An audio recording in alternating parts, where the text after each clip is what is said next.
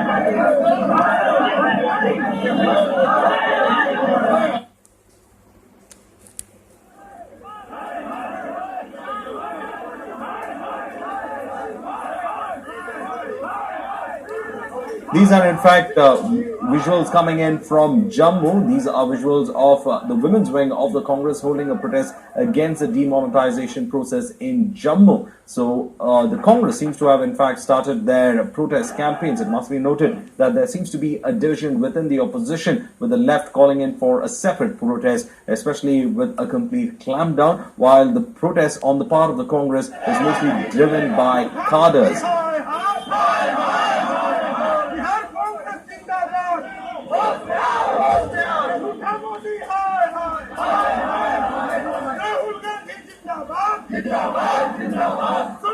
Well, these were the situation in the national level. We had the protests happening in Patna, while in Jammu too there were huge protests that were held, and in Allahabad it was the SP that was leading the protest. They also went ahead and burned an effigy of the Prime Minister. Meanwhile, those who were protesting in Jammu were arrested and moved out from the location by the police. It consisted of the women's wing of the Congress as well as several other people who had come to take part in the protest. Most of them are Congress party members who carried out the protest. There was no common man in it. Meanwhile, in Patna too, there was a rally that was held by the Congress in the center of the city. In Allahabad, it was the SP that went ahead and carried out the protest, especially by burning the effigy and shouted slogans against demonetization. Now, the opposition has been placing a demand asking for the demonetization process to be rolled back, but the government has been saying firm, and the Prime Minister has made it firm that the demonetization scheme will not be rolled back, and it will in fact go ahead and be continued in this process. And there are protests that are in fact taking place in some of the major cities. These are protests carried out by the opposition in these states, mostly led by the Congress and the SP in Uttar Pradesh. Meanwhile, the SP Supremo has hit out against the government just before the parliament session had begun. The parliament, the Rajya Sabha especially, had to be adjourned for 13 minutes after it had begun.